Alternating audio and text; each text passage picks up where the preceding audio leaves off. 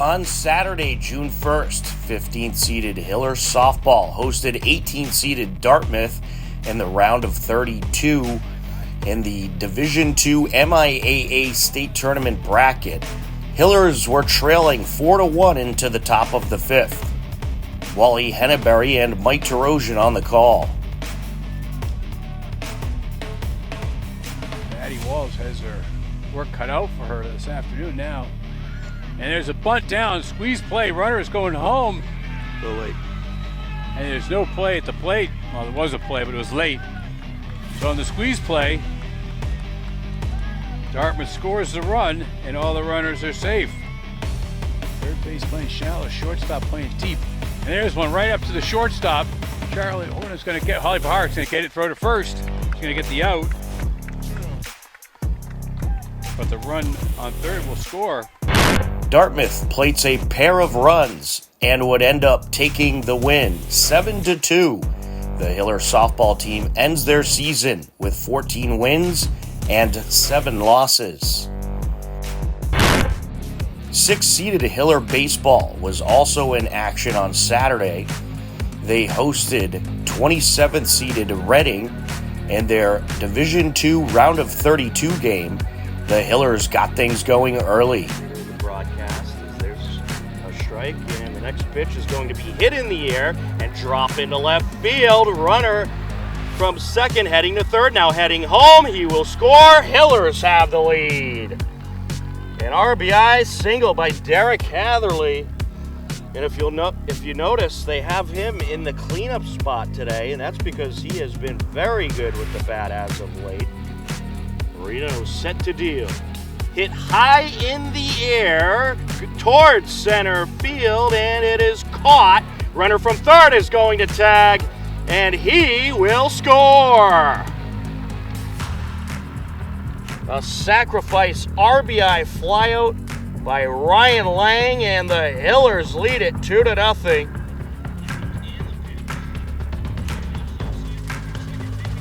There's a bunt. They're going to try to the suicide squeeze here, and it works. What a perfect bunt. Reading added a run in the top of the 6th, and it was a 3-1 Hiller lead heading into the bottom of the 6th. Wind up and the pitch. And it's going to get away on the strikeout throw to first. It's an overthrow. Here comes another Hiller run. And maybe a second Hiller run. The throw over, and they'll get the out at home, but the Hillers do plate one.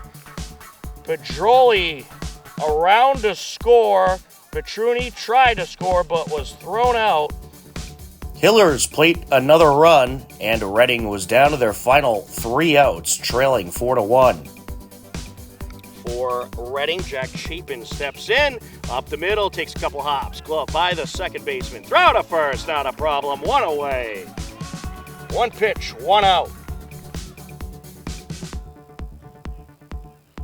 Swing and a miss, 2 away. Swing and a miss, and the Hillers are moving on to the round of 16. The Hillers would end up taking the win 4-1. Hopkinton improves to 18-4 and will host the winner of Mansfield and Dartmouth in the round of 16 at a date and time to be determined. On Sunday, June 2nd, 15th-seeded Hiller Boys Lacrosse hosted 18th-seeded Minnechaug in their Division II round of 32 MIAA State Tournament matchup. The Hillers got things going early and often. Sanda lost it. Picks it back up, gets it over. O'Brien approaching. Shot in! Goal, Hillers! Pass over to Del Ponte. Del Ponte coming around. He'll take a shot. It's in! Logan Del Ponte, the captain, makes it 2-0. Looking to come out with it. Gets it across. Shot O'Brien, it's in! 3-0 Hillers. Sam O'Brien having quite the day so far. He already has a pair of goals. It was a 3-0 Hiller lead heading into the second quarter. smashed some records this season. He is the all-time leading scorer. And speaking of scoring, there's Owen Champlin. 4-0 Hillers. So the Hillers looking to take advantage of another power play. And they will! What a shot by Logan Del Ponte. Santa gets it over. There's Goodman, and he rings it in! What a score! The Hillers led Minnechaug 6-2 at the halftime break. The only score in the third quarter belonged to Minnechaug. It was a 6-3 Hiller lead heading into the fourth quarter. Along the far side, that's Garin. Looking to cut across, taking all kinds of hits there. Able to swoop the ball to the far side. We're going to have a delayed penalty call. Proventure approaching, yes! Jack Proventure, the defenseman, rings one in. And this is, I think it's going to be an annual rival. And there's a score! Matt Lottie! Hillers had 2 more scores and would end up taking the 8-4 win. Hillers play the winner of Hingham and Dartmouth at a time, date, and place to be determined in the round of 16. Hiller Boys Lacrosse is now 15-4 on the season. We talked with head coach Dan Norton and a couple of the key players in the playoff win after the game. Yeah, it was an awesome game overall from just the team. I mean, my polls really made it easy on me, like Wyatt, Prov, Yoakum, and Carney. They all made it, so I saw like pretty easy shots. They're a good team, so don't get that wrong. But I think we just came out on top today and came with more energy and played our best game. Absolutely, and must feel good to get a playoff win. Yeah, felt great. What's it been like playing with this group? It seems like you guys have a great camaraderie. Yeah, I think the chemistry just throughout the offense, defense is like really good because I think, like obviously it's easy to see what happens in games, but I think where it truly shines is in practices because we're all so competitive during it and we all really get at it. Feels great. Been through like 3 other years of just like first round. We got to the first round and just we had a very tough opponent. So this team earned a home playoff game against a great opponent still, but it was an opponent that we matched up well with, and we took care of business. So it felt great. And I have to ask, how does it feel to be the all-time Hopkinton single-season point scorer? It feels great, but honestly, I couldn't have done it without this team and just the way that we move the ball, the way that, how hard we work in practice, like Coach Norton, everything like that, like how the coaches, Coach Frazier, Coach Norton, all them, I couldn't do it without them. So it feels great, though. And what's it been like playing with this group? That's great. It's definitely the best team that I played with at the high school. We're all together so well. We go out to eat after games. We just all build each other up, but tear each other down in practice. But then we build each other up. So it's definitely the best team I've had here at the high school. It feels great. I mean, I know Nate and Logan kind of covered most of it. This game was won yesterday in practice. We had our best practice of the year. I knew the guys were ready to go, and those first couple minutes you could see the energy we had, and just how much it means to these guys. We got such a special group, and we don't want this thing to end. Absolutely. And what's it been like coaching this group? A lot of the core of this team has been here for a few years now, and it seems like a close group. What's it been like coaching? It's been awesome. I love these guys.